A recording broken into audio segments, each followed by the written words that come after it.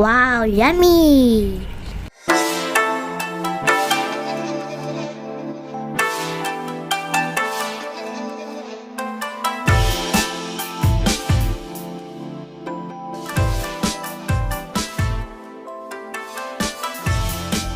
First, meron tayong Japanese rice na luto na.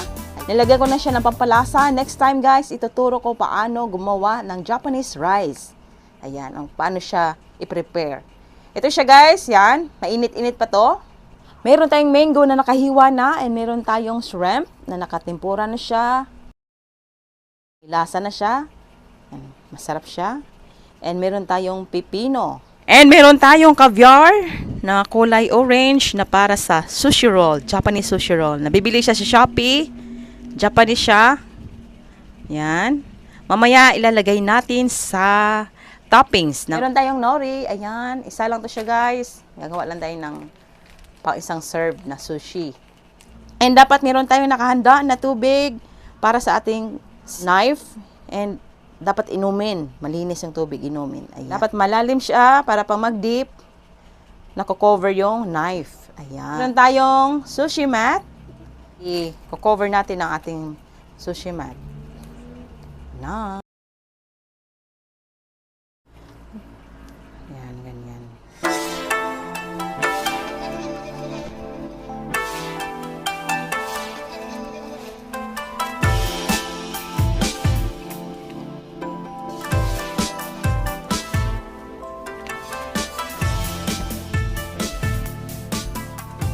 Flatten natin siya guys para hindi siya masikip.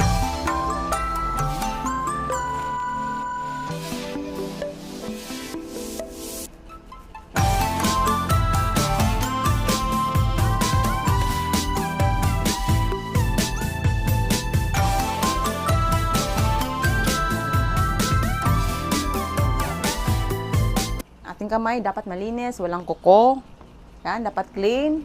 Sanitize, sabon ng 3 beses, yan, dapat clean talaga. And then, para makapag-touch tayo sa rice. And then, gawin natin siyang bilog-bilog. Ito. And then, scattered, kasi para hindi didikit ang rice natin sa ating kamay.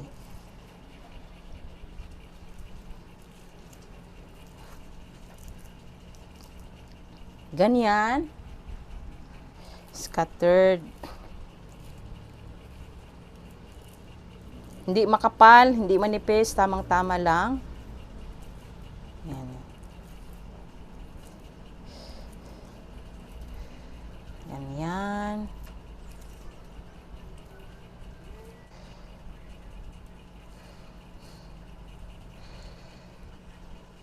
Yan. Scattered. Ganyan.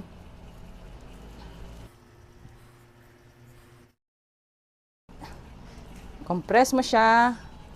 Huwag kapalan. Yan, tama lang. Ayan, ganyan.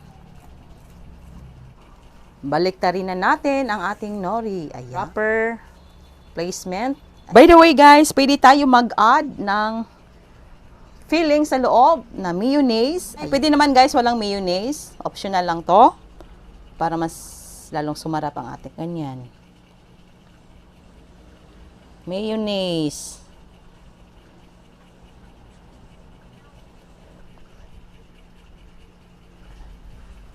Ayan.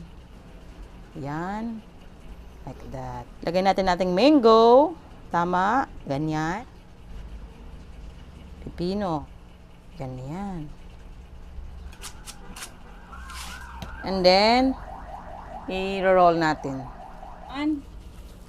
Ganyan. 1, 2, 3.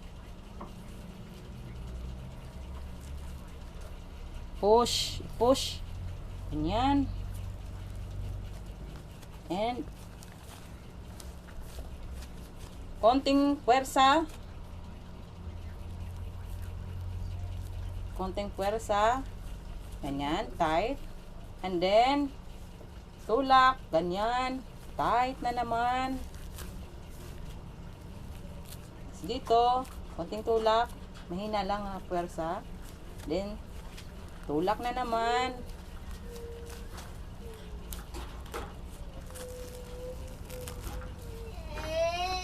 Tulak na naman. Ayan.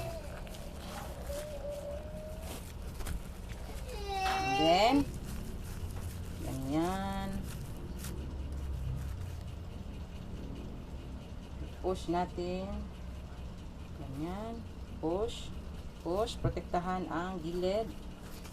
Ganyan. Then, open na natin siya. Ayan. Budburan natin siya ng tubig ko. Yan. Ito ay crunchy. Seafood na seafood yung kanyang ano.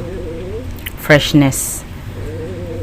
Ayan. And it's hiwa time.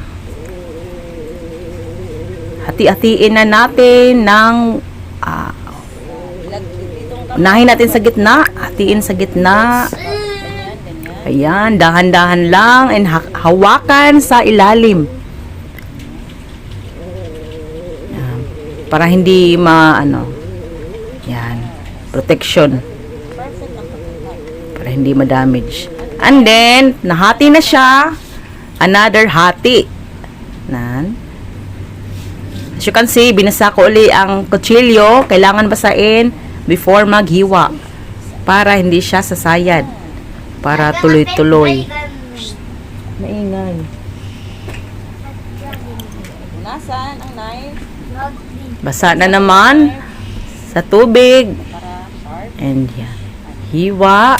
Ayan. Nakaapat na tayo na slices. Siya ay makapal. Kailangan pang hatiin. Ganyan. Ito.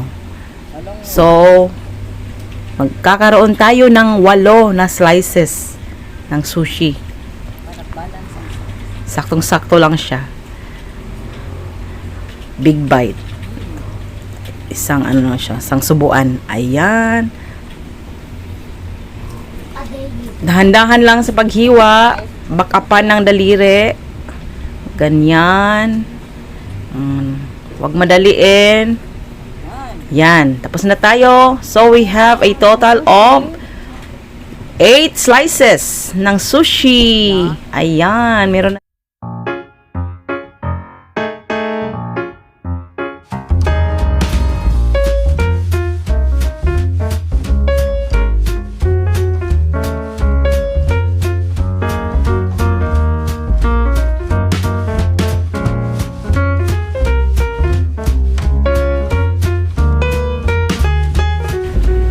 Ayan na, ang ganda ng kanyang presentation. Maganda. So, inviting. Nakakatakam. Siksik siya sa loob. Yan. Marami siya sa loob. Ang kanyang rice, sakto lang. Ang kapal. Hindi makapal. Sakto lang yung rice. Balance lang sa laman sa loob. Nakakatakam. Ito yung sakto lang siya. Maganda. Ayan. And titikman natin siya. Seafood na seafood talaga, oh. Wow. Kainan na. Oh my God.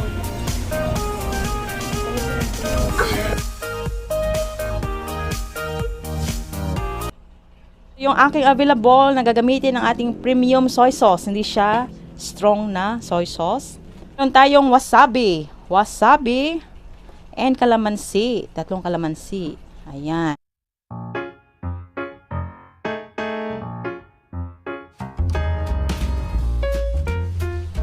Ayan. Ito natin.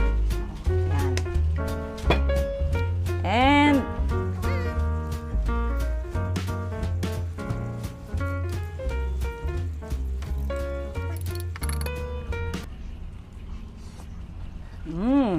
harap. Wow, yummy. Perfect. Ang sarap. Malasa siya. Sa loob, meron na siyang pampalasa. Mas lalong sumarap. And then yung caviar na orange, pumuputok sa labi. Sarap. And that's it guys, sa ating recipe for today. Sana nag-enjoy kayo dito sa ating recipe na ginawa ngayon. Ang ating shrimp tempura sushi rolls. Ayan. Salamat guys sa panonood. Sa mga bago dito sa ating cooking channel, don't forget to subscribe and mag-comment down below sa ating comment section. Sa susunod muli na ating pagkikita. Salamat. Bye-bye. God bless.